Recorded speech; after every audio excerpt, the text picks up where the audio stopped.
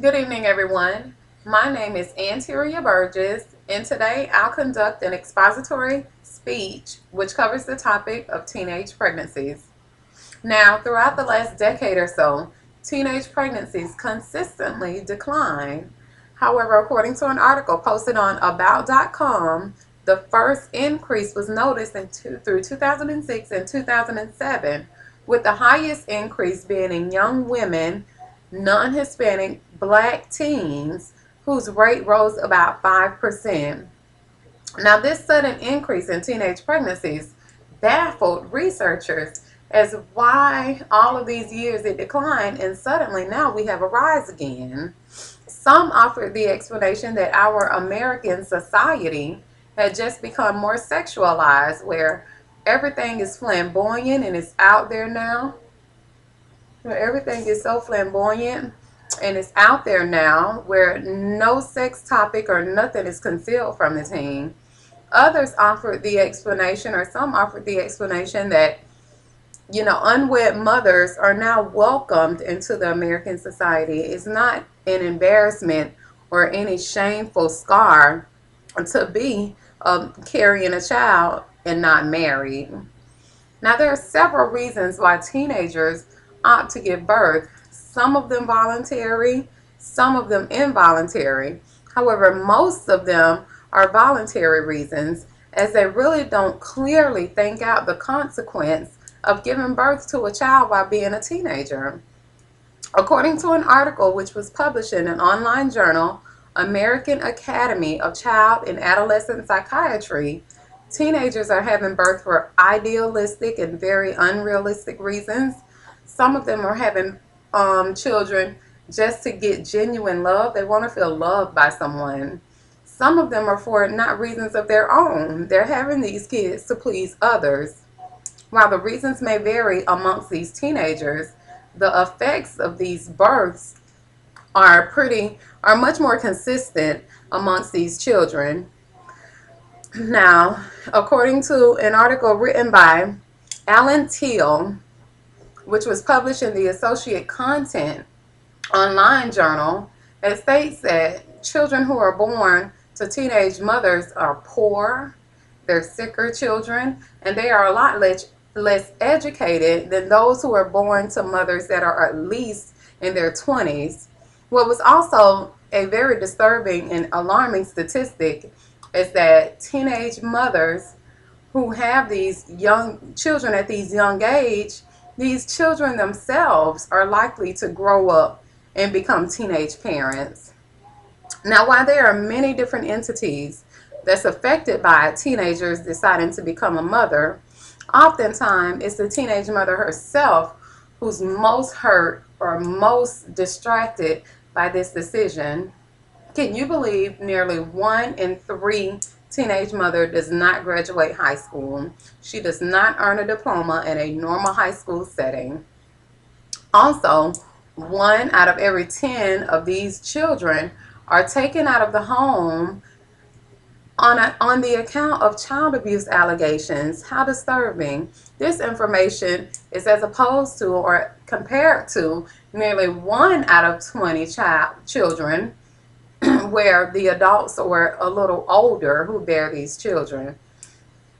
Now, another entity which may be highly affected by the birth of these children is the government. The government spends billions of dollars each year supporting these teenage mothers and these children. There's subsidized daycare for these kids. There's a welfare program where the parents get money to help support these kids. There's the food stamp program. All of this, the government contributes money to help support these kids. Another entity that a lot of people don't think about, or that this teenager isn't considering when giving birth, is their family. Families are oftentimes affected by the births because they have to contribute time. They have to help with the care of these children, also contributing money and financial resources just to support these kids. Now, researchers are continuing to go through suggestions as to how to conquer this problem. Planned Parenthood, which is a government-sponsored program, they rely on teaching students abstinence They rely on teaching alternatives when students or young mothers become pregnant. Other government-sponsored programs is abstinence, a program which talks nothing of sex, don't offer any contraceptives or anything else. Now, I'll let you kind of determine which program is best. Now I'll offer you some research studies and tell you which one has been proven to be the better of the two. It is more effective to offer Planned Parenthood and pregnancy prevention programs to a teenager versus abstinence. What has been uncovered is that the abstinence programs just do not work. Teens aren't having sex. If they were not having sex, there would not be an increase in teenage pregnancies. However, since there is an increase, we must accept that teenagers are having sex, and we must now rely on alternative methods as to teaching our kids and do away with the abstinence programs that are it's only wasting government money. We could use that money or transform that money into programs which seek to educate kids about sex, which seeks to educate them on contraceptives before becoming pregnant, alternatives after they get pregnant, and just ways to prevent STDs and other things. Now, there's a very great program that I think that's in North Carolina.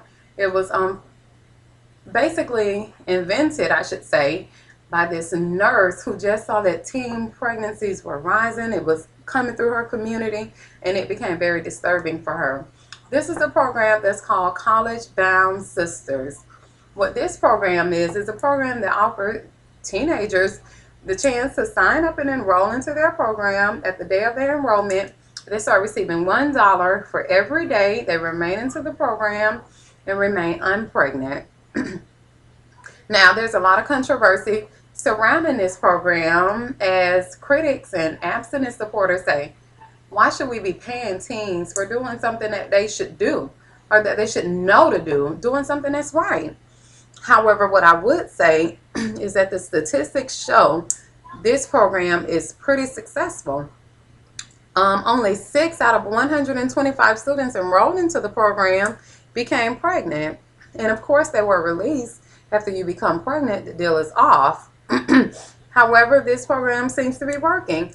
Also, Planned Parenthood and College Bound Sisters offered a great statistic to the public as to the success of their program. They say that their program costs about $75,000 annually to run, whereas the government spends about $500,000 per child each year. You be the judge. Which do you want to spend? $75,000 to prevent a pregnancy, to help these kids, to prevent STDs, to give them talk and lifelong lessons about sex?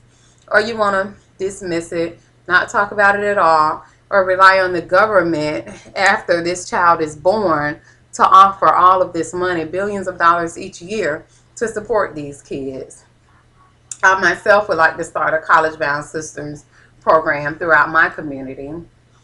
How I will end this and say, as one of the most developed nations throughout the world, America is, everyone knows it. It's quite upsetting that we continue to battle over something such as teenage pregnancies, which is so solvable. It is a solvable issue. What we must do is set aside, as a community, as a world, our religious beliefs, our own personal beliefs, and just say, hey, let's do what works for these children.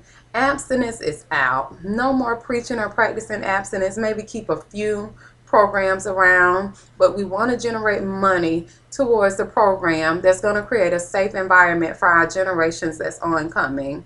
That money should be spent towards preventative programs that teach children about sex, that offers safe sex counseling, contraceptives, things that are working for our society. The numbers are there. Abstinence isn't working. Safe sex counseling, contraceptives. This is what our society needs. This is what our young people need. It's going to take parents. It's going to take the government. It's going to take community.